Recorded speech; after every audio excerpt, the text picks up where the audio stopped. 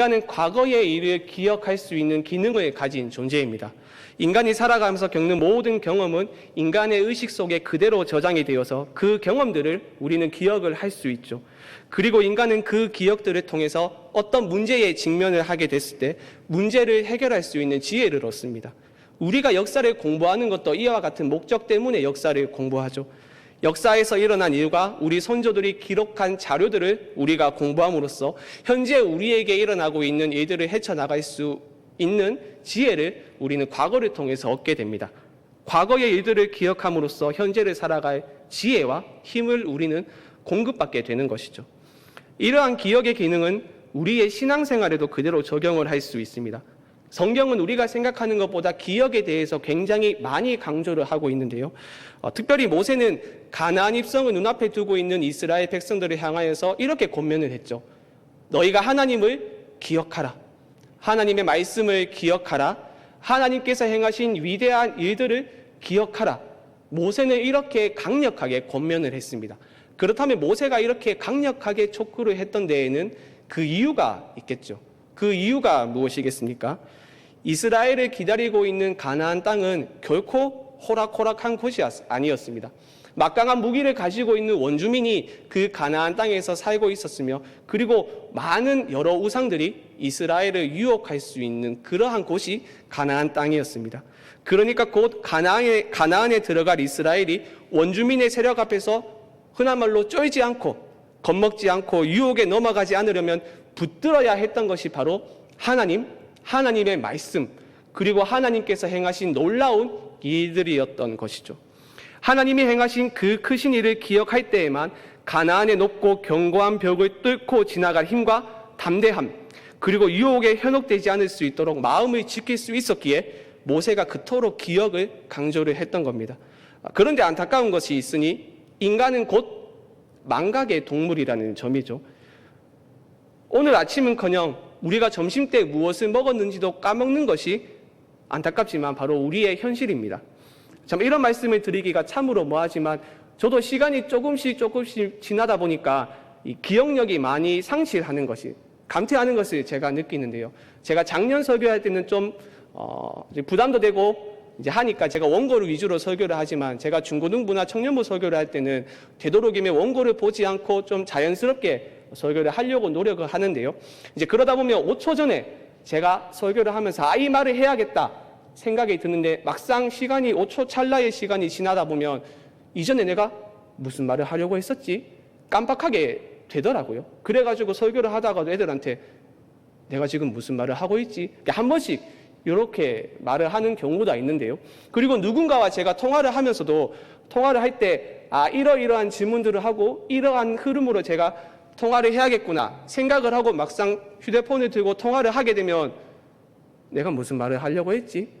이렇게 몇 초 전의 일들을 제가 까먹게 되는 일들이 저한테 최근에 좀 많이 일어나고 있는데요. 중요한 것은 이 망각이 이제 신앙의 영역에까지 미치게 된다는 겁니다. 그래서 중요할 때에 위기에 직면했을 때 하나님과 그가 행하신 놀라운 일들을 기억하지 못한다는 것이고, 그것은 단순히 거기에서 그치는 것이 아니라 그 망각이 원인이 되어서 우리를 원망과 불평의 자리까지 인도한다는 겁니다. 오늘 본문의 두 사건이 이것을 잘 보여주는 사건인데요. 너무나도 유명한 사건들이죠. 떡 5개와 물고기 2마리로 5,000명을 넘는 사람을 예수님께서 먹이신 사건이고, 그리고 떡 7개와 작은 물고기 2마리로 4,000명이 넘는 사람을 먹이신 사건입니다.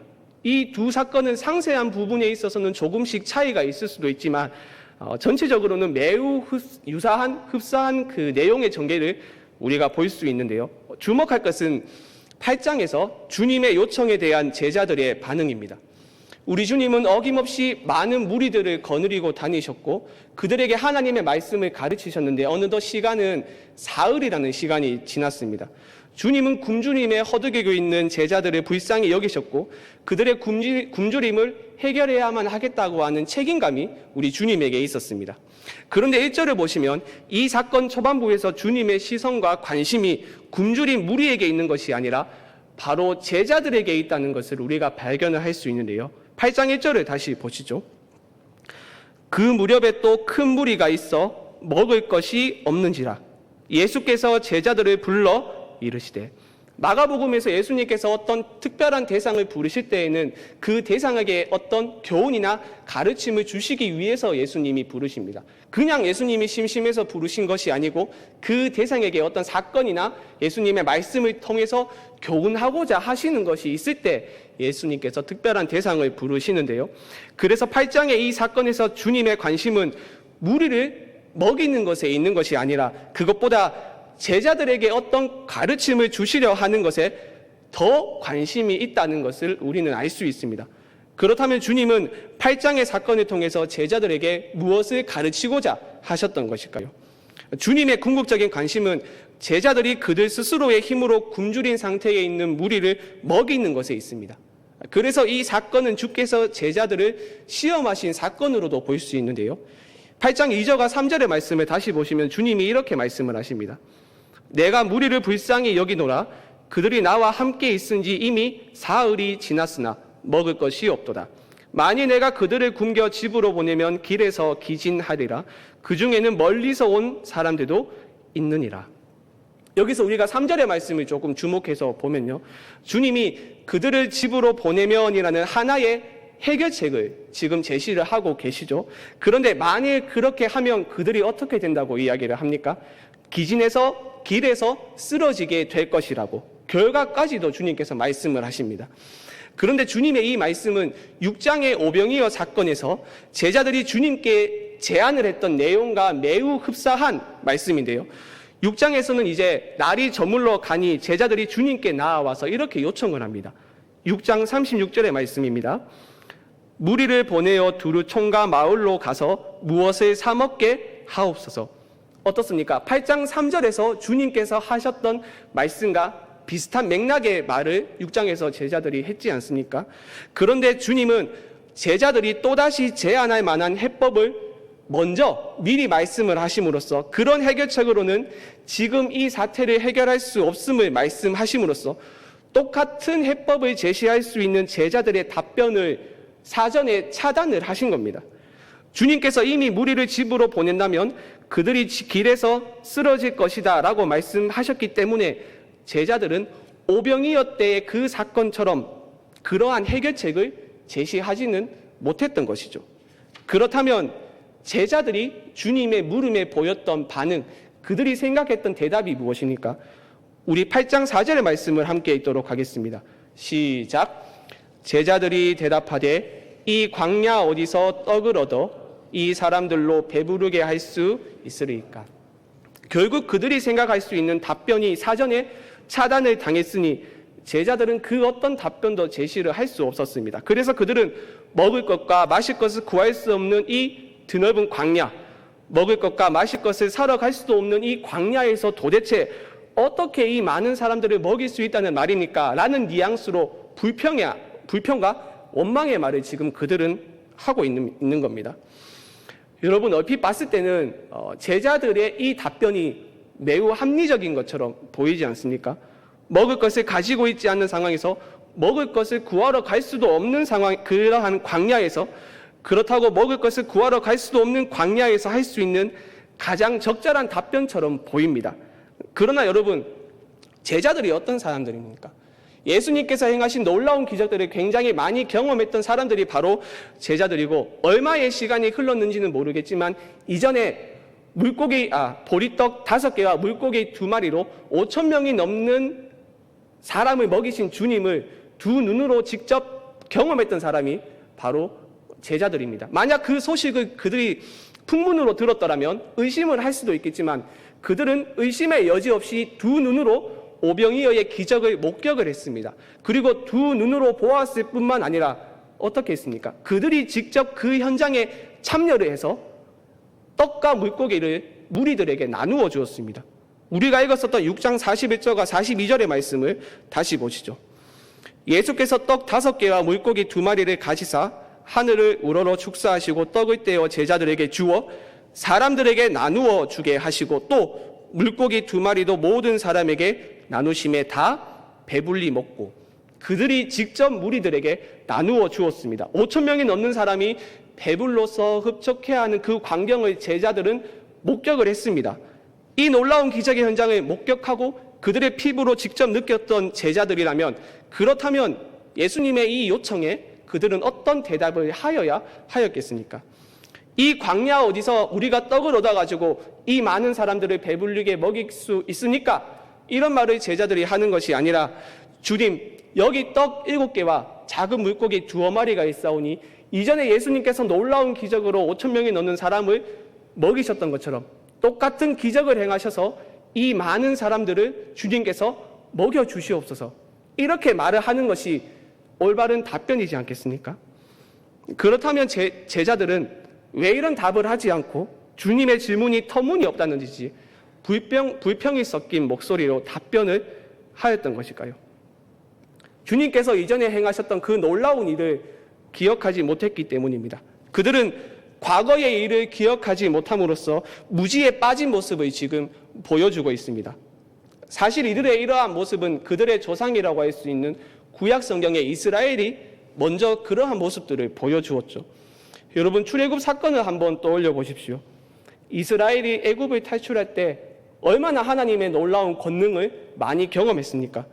10가지 재앙을 포함해서 그들의 앞을 홍해가 막고 있고 뒤에는 막강한 애굽의 군사들이 막고 있었을 때 하나님께서 홍해를 가르는 놀라운 기적을 그들은 두 눈으로 똑똑히 경험을 했습니다. 그런데도 그들이 광야에서 한 것이 무엇입니까? 먹을 것이 없다고, 마실 것이 없다고 그들은 하나님께 불평하고 원망을 했습니다. 그들이 왜 이런 불평과 원망을 하나님께 했겠습니까?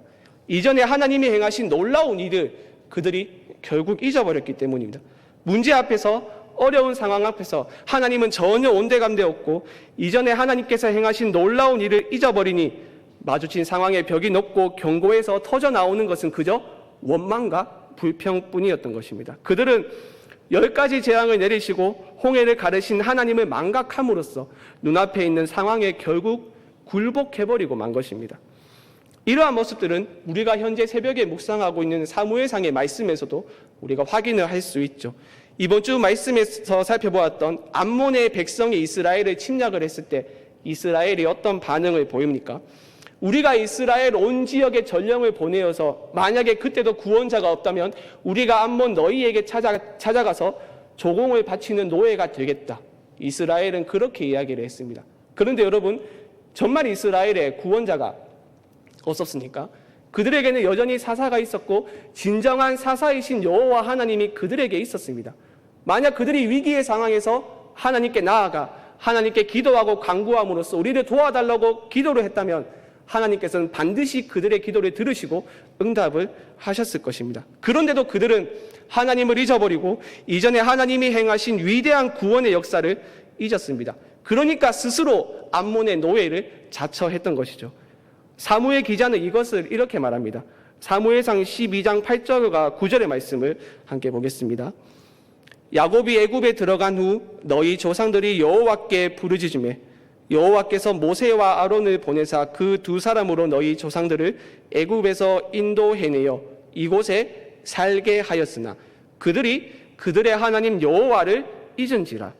여호와께서 그들을 하솔 군 사령관 시스라의 손과 블레셋 사람들의 손과 모압 왕의 손에 넘기셨더니 그들이 저희를 지매 그들이 그들의 하나님 여호와를 잊은지라.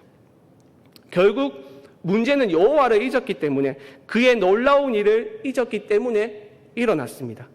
비단 이런 망각은 이스라엘과 주님을 따랐던 제자들에게만 일어나는 일은 아니죠. 우리는 어떻습니까? 우리는 오늘 아침에 무엇을 먹었는지, 아니 심지어 3시간 전인 점심때 무엇을 먹었는지 잊어버리는 망각의 동물입니다. 하물며 하나님의 일은 어떻습니까?